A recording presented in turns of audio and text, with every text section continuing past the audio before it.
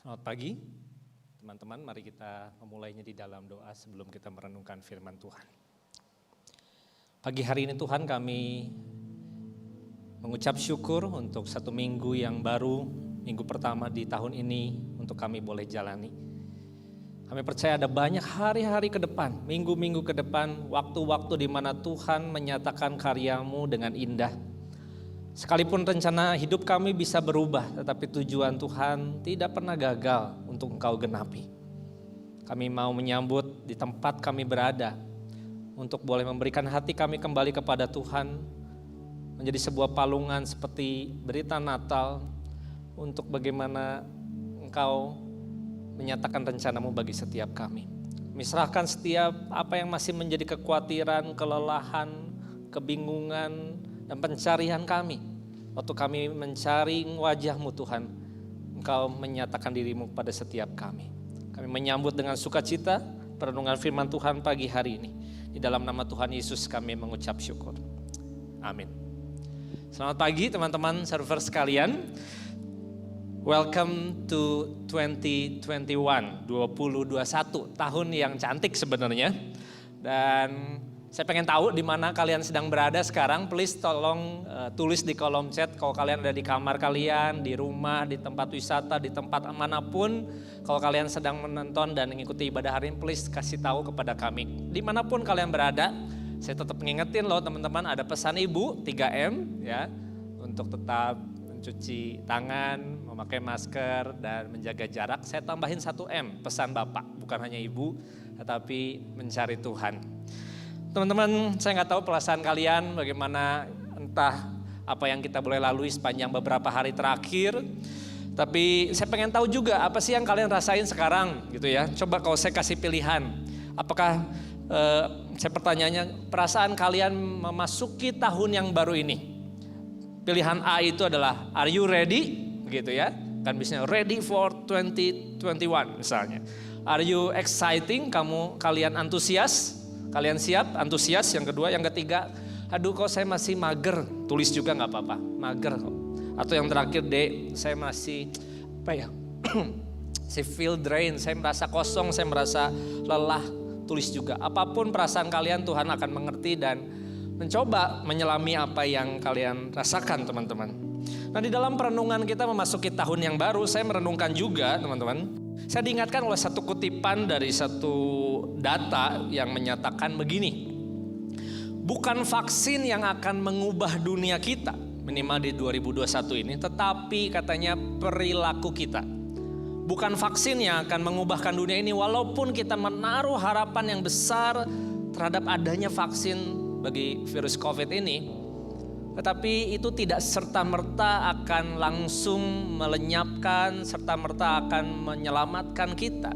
Tapi perilaku kita sekali lagi yang akan mengubah segala sesuatu. Nah saya berpikir waktu saya dengar itu benar juga ya. Karena sekalipun keinginan kita untuk segera lepas daripada kondisi ini, itu masih jauh dari kenyataan. Kita masih dan akan harus melewatinya mungkin di tahun ini, entah itu good news or bad news buat kalian. Tapi saya mengingatkan yang mengubahkan dunia kita, mengubahkan hidup kita adalah waktu kita mau menjalani hari-hari kita dengan perilaku yang benar. Artinya di balik perilaku itu ada cara pandang yang berubah. Di balik cara pandang yang berubah itu ada nilai hidup yang ditambahkan, yang ditumbuhkan dari hidup kita. Dan ada di satu disiplin hidup yang dibangun setiap hari. So, saya nggak lagi mau menyebut dan mengajak kalian membuat sebuah resolusi tahun baru. Saya rasa resolusi yang tahun lalu aja udah pasti mungkin. Saya cukup yakin 80% tidak sesuai rencana kita. Atau kita punya hari ini, kita punya tahun ini, kita punya minggu pertama ini, let's start today. Ya teman-teman, kita bisa bangun setiap pagi dengan sebuah kemampuan untuk meresponi segala situasi kita dengan berbeda. Start fresh teman-teman. Mari kita bertumbuh bersama karena it's never too late. Ya, kita masih punya hari ini dan hari esok. So pagi ini saya ingin menyampaikan satu pesan yang saya gumulin sejak tahun lalu untuk disampaikan di awal tahun itu. Judulnya adalah It's Personal. apa sih judulnya diterjemahkannya, sesuatu yang pribadi begitu ya. Lawan kata personal itu kan sebenarnya personal itu menggambarkan sesuatu yang private, sesuatu yang konfidensial, sesuatu yang punya sentuhan pribadi, katakanlah seperti itu ya. Dan lawan katanya kan sesuatu yang ada di publik, sesuatu yang terlihat di umum. Teman-teman, saya pengen mengatakan bahwa Tuhan mau membentuk kita, merencanakan hidup kita untuk sesuatu yang paling pribadi buat hidup kita. Kita tidak sedang diajak untuk mengejar hidup kita dalam satu kondisi yang pokoknya terlihat baik di depan umum, terlihat indah di mata dunia atau di dalam medsos kita, tidak. Tetapi Tuhan sedang membentuk kita secara personal, dengan tangannya, dengan hatinya, dengan dirinya secara pribadi. Dan ini yang kita mau gumulin sama-sama. Nah, saya berharap kita menutup tahun lalu dengan sebuah ucapan syukur, bukan karena segala sesuatunya terjadi dengan sempurna dan semuanya baik, tapi kita diajak belajar untuk menjadi orang yang lebih tangguh di dalam setiap proses menjalani hidup ini. Sebagai anak-anak muda, kita diajak untuk menjadi seorang yang punya daya tahan lebih kuat dan lebih panjang lagi. Bukankah itu yang selalu kita keluhkan, bosan, lelah, dan lain sebagainya. Teman-teman, belajarlah untuk melepaskan hidup kita dari segala bentuk perbandingan. Membandingkan hidup kita dengan orang lain, membandingkan hidup lain dengan banyak kondisi yang lainnya. Kita tidak dipanggil hidup untuk mengejar sesuatu karena tuntutan kondisi dunia ataupun menjadi seperti orang lain. Kenapa? Karena Tuhan punya rencana personal, rencana pribadi dalam hidup kita. Dan pengalaman kita memang tidak pernah menjadikan kita sempurna. Tetapi pengalaman itu yang saya sebut mungkin tahun 2020 yang lalu adalah pengalaman yang pribadi dan real untuk oleh kita syukuri. Mungkin teman-teman tahun lalu pandemi itu mengajak saya membuat perenungan dua hal. Itu mengajarkan kita punya versi yang berbeda tentang definisi sebuah kebahagiaan. What is happiness? Hari ini kebahagiaan bukan lagi tentang saya mau pergi kemana, liburan kemana, tadi punya banyak rencana, punya goal baru, punya traveling kemana, mencapai sesuatu yang luar biasa, memiliki sesuatu yang besar dan banyak, bukan. Tapi mungkin bahagia hari ini adalah bicara tentang bagaimana saya bisa pagi hari menyeduh secangkir teh, membuat sebuah kopi di pagi hari, punya sebuah waktu hari Minggu di pagi hari itu bisa ngobrol dengan keluarga, atau mungkin punya pergi dengan teman sebelum atau sesudah ibadah. Mungkin pada waktu kita bisa mendengarkan suara mereka, kita buka pintu kita, kamar kita di pagi hari, dan lain sebagainya. Sehingga waktu kita merenung, waktu kita mandi pagi dengan hangat misalnya teman-teman begitu ya. Kita punya lagu yang connect dengan, relate dengan perjalanan hidup kita pribadi. Sehingga mungkin tahun ini happiness is small. Kebahagiaan itu sesuatu yang terjadi dalam hidup sehari-hari, dalam momen yang biasa. Tapi it's okay. Kebahagiaan tetap menjadi satu bagian perjalanan yang kita bisa alami setiap hari. Yang kedua yang saya renungkan bukan hanya versi yang berbeda tentang what is happiness. Tetapi bagaimana seharusnya kita menjadi orang-orang yang terhubung, yang truly connect dengan diri kita, dengan sesama, mungkin kalau boleh itu dengan alam dan tentunya dengan Tuhan. Nah, keterhubungan di sini, koneksi kita bukan hanya bicara ketika saya kan gak bisa ketemu lagi, gak bisa keluar lagi, gak bisa main lagi, bukan. Tapi justru keterhubungan itu terjadi pada waktu kita peduli, memberikan hati kita, berdoa bersama, mengasihi mereka, memberikan waktu buat mereka. Mungkin kita dipanggil untuk bisa memperhatikan satu sama lain. Nah, istilah saya di sini adalah the beauty of presence. Kehadiran, keindahan dari sebuah bentuk kehadiran. The beauty of presence. Ada sebuah kutipan begini. In the world of full digital content katanya. Stop making consumption but start making connection. Di tengah dunia yang begitu banyak sekali pesan akan digital ya, di handphone kita, di semua yang kita tonton, lihat, dengar.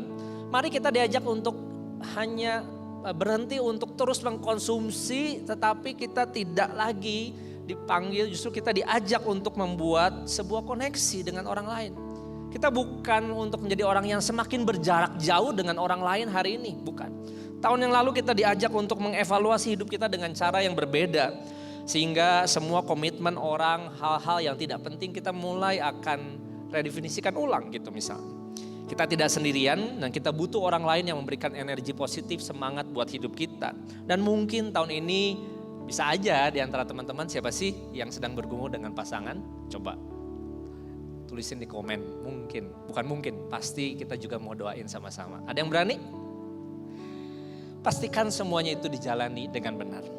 So pagi hari ini, what is the Bible message? Apa yang menjadi pesan firman Tuhan pagi ini? Saya mengajak kita membuka satu bagian firman Tuhan dari Markus pasal 5, ayatnya yang ke-25 sampai ke-34. Markus pasalnya yang kelima, ayat yang ke-25 hingga ke-34.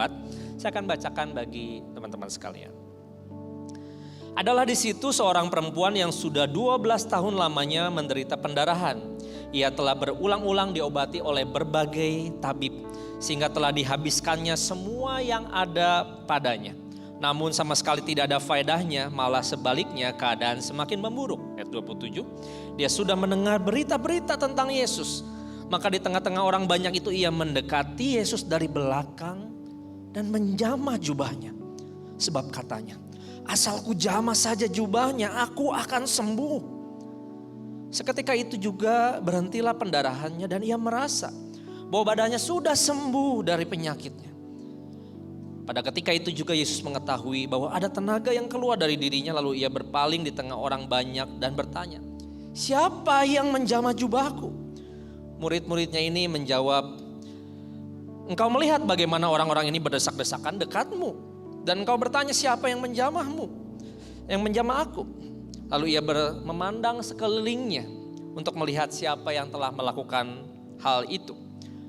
Perempuan itu yang menjadi takut dan gemetar ketika ia mengetahui apa yang telah terjadi atas dirinya, tampil dan tersungkur di depan Yesus dengan tulus memberitahukan segala sesuatu kepadanya. Ayat terakhir 34. Maka kata Yesus kepada perempuan itu, hai anakku, imanmu telah menyelamatkan engkau, pergilah dengan selamat dan sembuhlah dari penyakitmu. Nah, teman-teman yang terkasih dalam Tuhan, ini adalah sebuah kisah yang menarik. Kisah dari sebuah pertunjukan kuasa Tuhan yang extraordinary, yang grand gitu ya, yang luar biasa. Karena kalau kita baca dari pasal 35 ayat yang pertama atau dari perikop yang pertama, kita melihat itu kisah dari bagaimana murid-murid itu setelah melayani Tuhan Yesus, mereka pergi ke seberang Danau Galilea dan mereka mengalami sebuah angin ribut dan akhirnya kuasa Tuhan itu menenangkan badai, kuasa Tuhan atas alam. Kemudian dilanjutkan bagaimana Yesus akhirnya mendarat di tepi pantai itu, danau itu, dan akhirnya bertemu dengan seorang yang mengalami kerasukan kuasa roh jahat di Gerasa. Dan sekali lagi Tuhan mempertunjukkan kuasa Tuhan atas kuasa roh jahat di situ. Tapi di sini ada satu selipan kecil, ya, satu sisipan kecil tentang kisah seorang perempuan yang sudah sakit sekian lama, 12 tahun dikatakan di sini, pendarahan dan tidak kunjung sembuh. Dia sudah ketemu banyak dokter, tabib, tapi bukannya makin baik, tetapi uangnya habis, kondisinya makin buruk dan dia ditinggalkan sendirian. Tapi kalau kita lanjutkan setelahnya, dilanjutkan ada kisah yang menutup sisipan itu sebenarnya tentang Tuhan sedang menunjukkan kuasanya atas kematian, yaitu menyembuhkan anak perempuan daripada seorang kepala daripada rumah ibadah Yairus gitu ya. Jadi ini adalah sebuah pertunjukan kuasa Tuhan atas alam, atas kuasa roh jahat, atas sakit penyakit dan kematian itu sendiri. Dan sepenggal kisah yang hanya ditulis oleh Markus di bagian ini mengingatkan kita bahwa Yesus itu sedang sibuk, sedang dicari oleh banyak orang. Kuasa dan mujizatnya itu dinantikan. Tapi ada seorang perempuan yang tidak dikenal namanya ini sakit bergumul sekian lama. Dan buat teman-teman tahu seorang perempuan yang sedang mengalami pendarahan atau katakanlah menstruasi seperti itu bukanlah seorang yang dipandang cukup layak untuk bertemu dengan banyak orang. Dia perlu membersihkan dirinya, dia perlu mengisolasi katakanlah dirinya, dan tempatnya dianggap najis sehingga dia tidak boleh bertemu banyak orang atau melakukan sebuah ritual keagamaan setidaknya. Bahkan bertemu dengan Yesus. Nah, menarik di sini kita memperhatikan bahwa Yesus pernah mengatakan seorang gembala yang baik akan rela meninggalkan 99 dombanya untuk mencari satu domba yang terhilang. Nah, ibarat gambaran itulah yang saya bayangkan teman-teman. Di tengah kerumunan banyak orang mencari, tapi ada satu orang yang dikatakan berusaha, mungkin dia di bawah begitu ya, semi ngesot, saya nggak kebayang gimana caranya orang yang sakit pendarahan. Tapi akhirnya dia bisa menjamah jubah, ujung jubah terluar daripada Tuhan Yesus. Teman-teman, ini yang membuat adegan ini menarik. Sekilas scene ini beralih dari kerumunan banyak orang mencari dan melakukan apapun terhadap Yesus. Tapi hanya berfokus kepada Yesus dan si perempuan ini. Tiba-tiba sepertinya semua orang itu waktu itu di mute begitu ya. Kalau di Zoom meeting itu semuanya di mute. Hanya 2 orang ini yang sedang berinteraksi dan berbicara. Dan ada percakapan Tuhan Yesus kepada dirinya. Nah, di tengah-tengah pergumulan itulah dan penderitaan hidupnya kita mendapati perempuan ini reach out for Jesus. Dia mencari, menjabah jubahnya dan mujizat terjadi. Ia sembuh. Dan Yesus dikatakan di sini memanggil, kalau kita melihat yang menarik di dalam ayat yang ke-34, saya akan ulangi. Hai anakku, imanmu telah menyelamatkan kau, pergilah dengan selamat atau dengan damai dan sembuhlah dari penyakitmu. Teman-teman, ini adalah sebuah panggilan yang personal, panggilan yang pribadi. Ya, Tuhan tidak mengenal dia, Tuhan Yesus tidak mengenal dia, tetapi dia memanggil, hai anakku. Teman-teman, waktu kita sedang mengalami pergumulan, penderitaan, kesendirian, segala mungkin perasaan-perasaan yang negatif, yang sulit itu, yang membuat kita nggak bisa coping ourselves, misalnya seperti itu. Kita rindu ada seorang yang mengenal kita, menyapa kita, mengetahui apa yang menjadi pergumulan kita, dan hadir bagi kita. Sudah itu yang disebut the beauty of presence. Nah, Tuhan mau menjadikan pelayanannya, panggilan dirinya itu menjadi sesuatu yang personal. Tetapi dinyatakan bagi semua orang. Saudara, ini adalah strategi ilahi. Kenapa saya bilang ini adalah strategi ilahi? Karena kalau kita melihat sepanjang kisah Alkitab, kita mendapati ada orang-orang sejak zaman dulu yang waktu mereka mengenal Allah, mereka itu mengenal Allah itu seperti apa? Allah Abraham, Allah Ishak, Allah Yakub. The God of Abraham, God of Isaac, God of Jacob. Mungkin hari ini Allahnya Cias gitu ya, Allahnya Yola misalnya, Allahnya Philip misalnya begitu. Kita mengenal Allahnya dari orang-orang yang kita kenal, bagaimana mereka berjalan dan diubahkan oleh Tuhan. Teman-teman, Tuhan itu selalu berurusan dan menggunakan pengalaman hidup seseorang untuk menunjukkan kuasa penebusan dan pemulihannya. Saya pikir hari ini pesan ini menjadi sesuatu yang penting karena di tahun ini dan tahun lalu kita bergumul tentang banyak hal yang kita harus relakan, lepaskan, tinggalkan. Dan Tuhan mau hadir dalam hidup kita secara pribadi dan personal. Itu yang menjadikan berbeda. Dan hal yang paling mendasar dari iman kita selalu terkait dengan ide dan sebuah kenyataan bahwa Tuhan adalah Allah yang menjadi manusia. Dia tinggal bersama-sama kita. Yohanes 1 ayat 1 mengatakan firman yang dulunya bersama-sama dengan Allah diam tinggal bersama-sama menjadi manusia. Supaya apa? Supaya kita bisa mengenal dia, supaya kita bisa melihat dia. Dan orang-orang murid-murid pada waktu itu bisa menyentuh dia dan berkomunikasi dengan dia. Menarik teman-teman bahwa Tuhan tidak menjadi buku yang kita baca, menjadi makhluk asing, mungkin di dalam gambaran penglihatan seperti para nabi-nabi. Tetapi ia hidup menyatakan karyanya, dia hidup bahkan mati dan bangkit menyelamatkan kita. Sehingga berita Natal tidak berhenti pada waktu Tuhan hadir, tetapi Tuhan ada di dalam sepanjang sejarah dan menyatakan rencananya bagi hidup kita. Nah, saya percaya tahun ini pun yang mungkin masih gelap, Tuhan itu adalah Allah yang hadir dan melihat setiap pergumulan kita dengan menunjukkan dirinya kepada mereka yang tidak melihatnya secara langsung, tetapi dengan cara mengutus orang lain supaya mereka melihat Tuhannya tadi, the God of Abraham, Ishak dan Yakub, dan mungkin nama-nama orang-orang yang kalian mengenal bagaimana mereka berjalan bersama dengan Tuhan. God use us so other can see and know God. Tuhan menggunakan, Tuhan mau memakai kita supaya banyak orang lain bisa melihat dan mengenal Tuhan. So, bukankah itu yang dikatakan oleh Mazmur supaya banyak orang menyembah dan mengenal Tuhan? Teman-teman jangan salah tangkap ya. Mungkin hari ini kita tidak bisa lihat langsung, kita tidak bisa menjamah Tuhan Yesus sebagaimana perempuan pada waktu itu. Tapi ada orang-orang yang dapat melihat kita sebagai pengikut Yesus Dan mereka bisa melihat kita sebagai gerejanya. Dan hari ini gereja bukan lagi bicara tentang kesibukan, banyak program, kegiatan, hari Minggu jam berapa dan lain sebagainya. Tapi tentang komunitas, yaitu orang-orang yang mengenal Tuhan. Saya rindu Wave Youth Ministry juga menjadi bagian di mana iman itu terbentuk dan terkonek daripada perjalanan iman orang lain. Nah, saya mau tanya kepada teman-teman yang sedang menonton dan mengikuti ibadah ini. Waktu kamu kenal Tuhan, kamu kenal lewat siapa? Berani nggak? Mau nggak kamu sebutin di kolom chat itu? Kamu kenal, kamu datang ke gereja ini, ke komunitas ini, kamu diubahkan, Tuhan bekerja dalam hidupmu lewat siapa?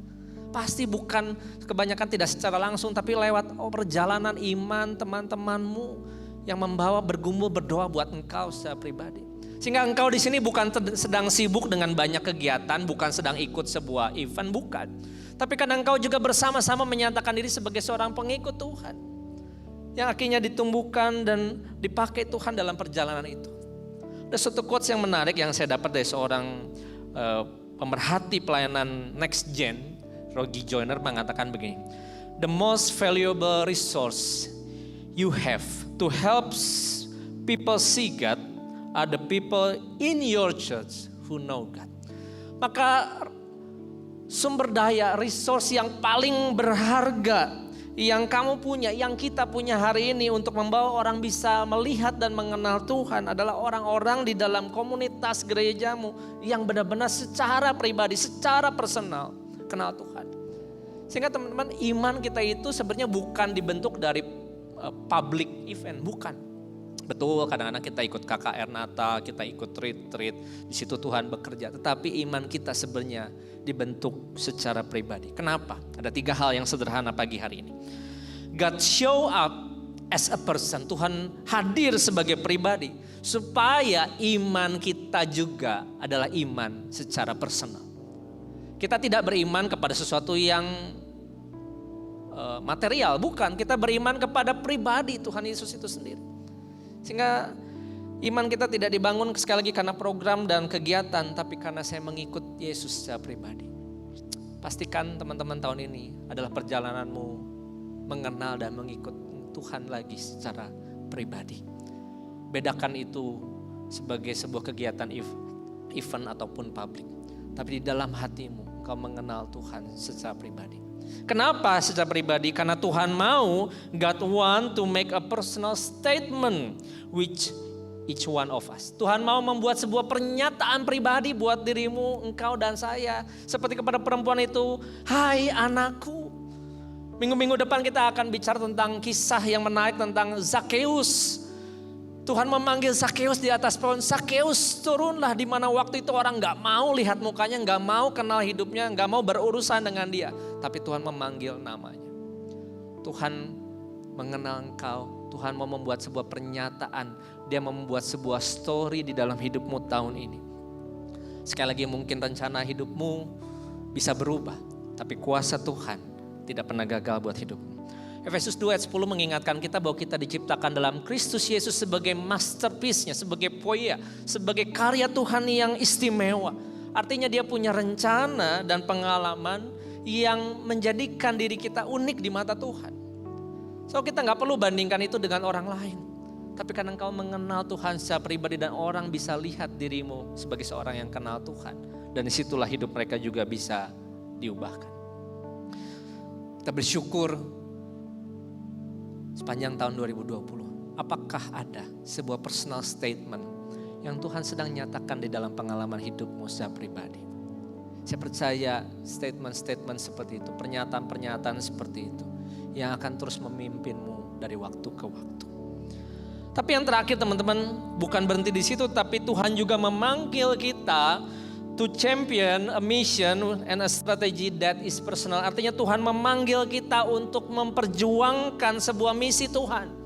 Dengan sebuah strategi di mana Tuhan bekerja melalui pribadi. So kenapa kami terus dan di awal tahun ini saya mengingatkan kepada teman-teman, kalau teman-teman sudah ikut ibadah online ini tidak cukup sampai di situ. Tetapi carilah teman, kontak sebuah link di mana engkau bisa bergabung ke dalam komit-komit yang ada. Dan kau bisa punya teman seperjalanan sepanjang tahun ini. Karena Tuhan punya misi buat hidupmu tuh. Hidup kita bukan bicara tentang diri kita sendiri, tentang apa yang saya mau dan saya capai, tapi hidupmu adalah untuk berguna buat orang lain. So teman-teman, tahun 2021 ini, 2021 ya, 2021 maksudnya. Mari kita jadikan hidup kita itu punya sebuah personal story. Karena ada cerita Tuhan dalam hidup kita. Tuhan mau kita punya bangunan personal relationship yang meaningful, yang bermakna. Jangan cuma hanya punya teman main game. Tapi punya teman yang punya benar-benar relasi yang pribadi dan dalam bagian mereka. Dan juga punya personal priority. Punya sebuah prioritas utama, prioritas yang pribadi yang Tuhan titipkan buat engkau. Bahwa setiap hal, waktu yang kita punya setiap hari adalah sebuah aset yang berharga yang kita perlu kerjakan setiap hari. Ingat ya, personal story, personal relationship, personal priorities. Artinya Tuhan bekerja dari lingkup yang kecil, yang small, tapi punya impact yang besar buat hidupmu tahun ini. Saya nggak tahu teman-teman bagaimana melewati malam tahun baru. Tadinya saya juga punya rencana bisa menikmati makan bersama keluarga. Tapi entah kenapa di tahun ini atau di malam tahun baru saya dapat kabar ada seorang keluarga dekat kami mengalami sakit tiba-tiba dan harus masuk rumah sakit. Karena saya sebenarnya adalah orang yang sejak kecil diperhatikan dan juga banyak dibantu oleh beliau. Beliau adalah, saya panggilnya AI atau Cici dari mama saya, gitu ya. Sudah setahun saya nggak sempat banyak memperhatikan dan berkunjung karena kondisi pandemi ini. Tapi tiba-tiba dia sakit, dia masuk rumah sakit dan waktu itu sempat berpindah rumah sakit, masuk IGD, harus masuk ICU, kondisinya gawat dan tidak ada keluarga lain yang bisa mendampingi kecuali orang yang bersama-sama tinggal satu rumah. Dan waktu itu saya memberanikan diri, malam tahun baru jam 10 itu saya naik motor ke rumah sakit yang semua jalannya ditutup. Entah kenapa polisi akhirnya membukain jalan, masuk lewat trotoar, masuk ke rumah sakit itu. Dan tinggal saya di situ, kami bertiga mendoakan dan ternyata kami harus merelakan untuk mendampingi dia berpulang dalam kondisi sampai akhirnya meninggal. Saya keluar dari rumah sakit itu melihat bulan purnama. Kalau teman-teman ingat malam tahun baru itu ada bulan purnama. Sepi, karena Dago itu sangat tidak ada orang, tidak ada mobil yang lewat, semua jalan ditutup.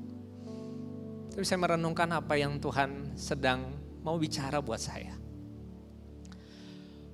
Akhirnya subuh, kami mau masukkan ke rumah duka dan saya diminta untuk jadi yang bisa mengurus segala sesuatu masa-masa kedukaan. Masuk ke rumah duka, tutup peti, saya baru pulang kembali ke rumah, bebersih semua sekitar jam 5, jam 4 sekitar jam 5. Saya jam 8 udah kembali ke rumah duka, lewati tahun baru itu, hari pertama, hari kedua, sampai kemarin di dalam masa-masa kedukaan. Sampai kremasi. Apa yang saya mau sampaikan teman-teman? Waktu saya ngalamin dan punya sebuah pengalaman kembali kedukaan dengan keluarga dekat, itu membuat saya punya pengalaman pribadi lagi mengingat tentang siapa beliau buat saya. Karena beliau adalah seorang yang berharga buat keluarga besar kami, karena semua ponakan bisa masuk sekolah. Karena beliau. Dia adalah orang yang sederhana, suaminya sudah meninggal, usia 86 tahun, tidak punya anak. Entah berapa kali saya pernah cerita kesaksian teladan beliau, Aisyah itu. Tapi saya mengingat kemanapun dia pergi dia selalu bawa uang pensiunnya. Ketemu orang dia kasih, ketemu saudara dia kasih, ketemu ponakan pokoknya kasih aja. Kadang-kadang udah lupa kasih uang berapa, pokoknya yang ada dipegang di kantongnya dia kasih. Padahal dia gak punya apa-apa lagi. Tapi mengingatkan bahwa perjalanan itu menjadi sebuah perjalanan yang personal buat saya. Keluarga kami besar kami bisa bertumbuh kenal Tuhan, pergi ke gereja. Karena kesaksian dan kehidupan beliau. Teman-teman, kalau kita bisa kenal Tuhan pagi ini, kita masih bisa menikmati berkat Tuhan. Kita masih punya ada bersama dengan keluarga. Karena ada perjalanan seseorang buat hidup kita. Maka kenapa Wave Youth Ministry kita itu sebenarnya perjalanan next generation, bahwa kita mewariskan, kita merindukan pelayanan yang kita lakukan adalah pelayanan untuk generasi-generasi selanjutnya. Bukan untuk menjadikan pelayanan ini menjadi pelayanan yang indah, megah dan dikenal, tapi menjadikan banyak anak muda, banyak generasi bisa mulai kenal Tuhan secara pribadi.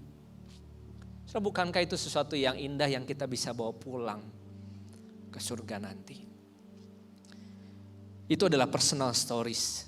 Itu adalah personal relationship yang saya punya. Tapi ini menjadi sebuah personal priority di tahun yang baru ini buat saya. Untuk diingatkan kembali, untuk membangun hubungan, untuk terkonek dengan banyak anak muda. Untuk membuat dan mengenalkan tentang siapa Tuhan buat hidup mereka. Sepanjang 2 bulan ke depan kita akan belajar bagaimana menjadi diri yang personal. Bukan hidup di dalam sebuah shallowness, sebuah bayang-bayang yang semu begitu ya. Karena Tuhan kita adalah Tuhan yang punya nama yang kita sebut dengan Bapa Yesus Kristus. Dan cinta kasihnya juga punya nama dalam hidup kita.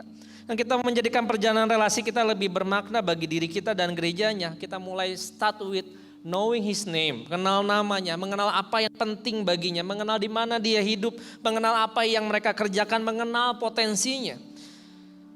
So, saya mengajak kita kembali, di mana kita bisa memulainya ya? Start with your Bible. Kembali mulai dengan Alkitabmu, temukan bagaimana Tuhan itu selalu relate dengan banyak orang di dalam setiap kisahnya. Banyak orang yang disentuh dan dipakai Tuhan dengan luar biasa. Kenapa tidak memulainya dengan kembali membuka Alkitabmu, membaca Alkitabmu bersama-sama. Dengan teman komselmu, dengan keluargamu, dengan teman-teman barumu. Banyak sekali Bible Project apps dari YouVersion di handphonemu bisa engkau pakai. Tidak pernah terlambat untuk memulai bahkan membuat refleksi tahun baru. So pagi ini saya nggak punya sebuah resolusi yang menginspirasi kalian di dalam tahun baru. Tapi saya ingin mengajak kita membuat sebuah refleksi di tahun baru ini. 5 hal sederhana, teman-teman bisa nanti lihat di description di kolom YouTube ini. Yang pertama, coba tanyakan kepada diri kalian, beberapa peristiwa terpenting apa saja yang terjadi pada setahun terakhir dan bagaimana itu berdampak kepada area hidupmu secara fisik, emosional, relasi, atau rohani. Siapa aja yang telah menjadi orang penting bagi dirimu? Dalam area hidup atau bidang apa saja saya mengalami sebuah kemajuan dan terobosan besar. Apa yang paling menyita perhatian dan pikiran sepanjang tahun lalu? Dan di manakah saya mengalami kesukaan, satu antusias yang khusus untuk boleh mengenal Tuhan? Sebuah kutipan saya tutup begini. Fall in love with someone who is your safe place and your biggest adventure. Ternyata waktu kita mengenal, mendalami, akrab dan mengasihi, bahkan mencintainya, itu akan menjadi tempat paling aman bagi diri kita. Tetapi juga menjadi sebuah biggest adventure, menjadi sebuah perjalanan yang luar biasa buat diri kalian. Tapi sebelum kalian mencintai seseorang, yang pasti kalian banyak semua pengen gumulkan itu. Sebelum kamu mencintai seseorang, mulailah dengan mencintai Tuhan terlebih dahulu. His love has a name. His name is Jesus and He loves you eternally. So mari kita mulai minggu ini, kita mulai tahun 2021 ini dengan sebuah semangat, dengan sebuah kisah yang baru, dengan sebuah perjalanan yang baru, tapi dengan sebuah prioritas yang baru bersama dengan Tuhan. Start with journey with God, journey with others. Maka hidupmu akan sungguh-sungguh penuh dengan perjalanan yang luar biasa yang kau akan syukuri di akhir tahun ini. Apapun yang terjadi, entah vaksin dan lain sebagainya, entah mungkin hal-hal yang akan mengejutkan yang masih mungkin terjadi tahun ini. Tapi itu tidak akan membuat kita goyah karena kita punya Tuhan Yesus. Mari kita berdoa. Tuhan, terima kasih untuk kisah hidupmu, tetapi juga kisah kami di dalam perjalanan kami mengenal Tuhan. Kau mengenal kami, mengenal di mana kami hidup, mengenal apa yang menjadi kemampuan dan potensi kami. Tapi Engkau juga rindu memakai hidup kami seturut dengan rencana-Mu, Tuhan. Biarlah Engkau mendapatkan tempat yang terutama di dalam perjalanan kami tahun ini. Bukan seberapa banyak dan seberapa besar yang kami bisa capai, tapi hal-hal yang kami boleh responi untuk taat dan juga untuk boleh berjalan bersama dengan orang-orang di sekitar kami. Itu yang paling penting dan mengubahkan. Terima kasih untuk kasih-Mu Tuhan. Terima kasih untuk rencana-Mu. Terima kasih untuk segala sesuatu yang personal yang Kau kerjakan buat hidup kami. Kami menyambut tahun ini dengan ucapan syukur. Di dalam nama-Mu kami berdoa. Amin. Teman-teman, sebelum kita akan mendengarkan warta, saya bersyukur kitanya ada semangat yang baru. Kita masih terus menantikan bisa menjalani minggu demi minggu ibadah kita sampai pada waktunya kita kembali bisa berkumpul. Itu sebuah pengharapan yang tidak pernah hilang. Setiap kali kami melayani dengan melihat bangku-bangku yang kosong di ruangan ini, kami selalu menantikan wajah kalian, nama-nama kalian, orang-orang baru yang kita bisa ajak ke dalam tempat dan komunitas ini. Ada satu pengumuman penting bahwa minggu ini adalah minggu terakhir untuk pelayanan yang dikerjakan oleh saudara kita, yaitu Cidesi yang tadi menjadi WL, karena beliau sudah menyelesaikan masa praktek pelayanan 1 tahunnya di komunitas Wave Youth Ministry dan di GKI Anugerah. Atas nama pengurus Wave Youth Ministry kami mengucapkan terima kasih untuk pelayanan yang boleh dikerjakan. Dan ini minggu terakhir kita mungkin bisa ketemu beliau. Dan kiranya kita mendoakan terus pelayanan Cidesi di gereja selanjutnya dan juga panggilan Tuhan yang sudah Tuhan titipkan. Kita akan mendengarkan warta dan tapi kita akan menutup dengan doa berkat untuk minggu ini. Tuhan, kami arahkan pandangan-Mu kepada Engkau. Dengan iman kami percaya bahwa kasih karunia datangnya daripada Allah Bapa Surgawi, damai sejahtera yang menyertai dan melingkupi kami, dan melalui keselamatan daripada Tuhan Yesus Kristus yang menebus, yang memimpin kami secara pribadi. Dan begitu juga dengan pimpinan pertolongan daripada Roh Kudus yang menolong kami, menyertai kami sampai kepada akhirnya. Amin. Happy Sunday, God bless you. Hello Surfers, Happy New Year Surfers. Balik lagi sama gua, Tukang Warta. Nah Surfers, di tahun baru ini semoga membawa berkat, kebahagiaan, damai sejahtera, dan juga sukacita ya buat kita semua. Warta pertama datang dari, pasti udah tahu nih, dari Warta Persembahan seperti slide berikut ini.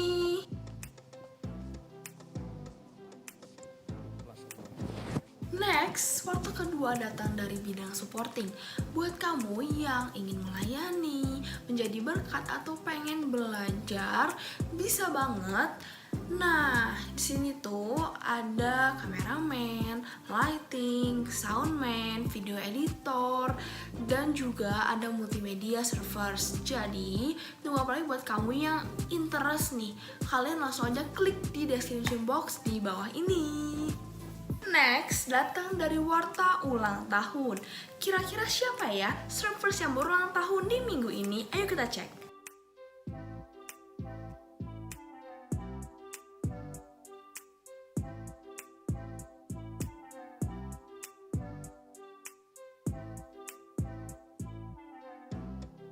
Ya, happy birthday, God bless you and wish you all the best ya buat servers yang berulang tahun di minggu ini. Selanjutnya, nah ini kan kita udah tahun baru. Mungkin ada kamu-kamu yang baru pertama kali ikut ibadah online streaming Wave Youth Ministry. Nah, gue mau nyapa kalian semua. Hello servers yang baru. Dan ayo kita kenalan lebih dalam lagi dengan cara langsung aja kalian ke description box di bawah ini. Terus kalian klik link jemaat baru. Selanjutnya di warta kelima ini, gue cuma mau ngingetin servers kalian harus tetap stay connected dengan komit online kalian ya. Dan untuk servers yang belum ada komit, langsung aja kamu bisa ke link description box, kamu klik aja tuh di situ. Dan yang terakhir, untuk segala aktivitas dan juga informasi mengenai gereja kita, jangan lupa untuk pantengin terus Instagramnya @waveyouthministry dan @youth1wave. Dan juga buat kalian yang belum tahu kalau gereja kita itu udah punya podcast loh. Podcastnya tuh ada di Spotify dan langsung aja kalian search Wave Youth Ministry, oke? So, servers, segitu dulu warta dari gua untuk hari ini. Happy New Year's, Happy Sunday, and God bless you servers. Bye-bye. Mari kita naikkan pujian ini dengan penuh sukacita. Kamu katakan, Yesus, kaulah sahabatku.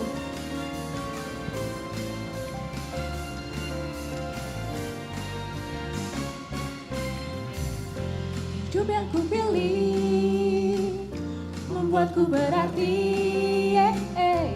Karena Yesus Tuhan, tempatku percaya dan berharap. Buka mataku, lihat sekelilingku. Ku harus nyatakan kebenarannya yang membebaskan.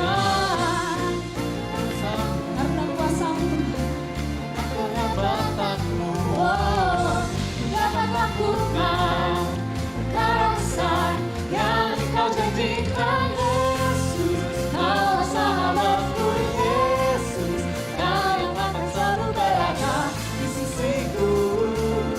Kau sumber kuatku. Oh Yesus, Kau sahabatku. Yesus, Kau yang tak pernah jemu-jemu di sisiku. Kau sumber kuatku.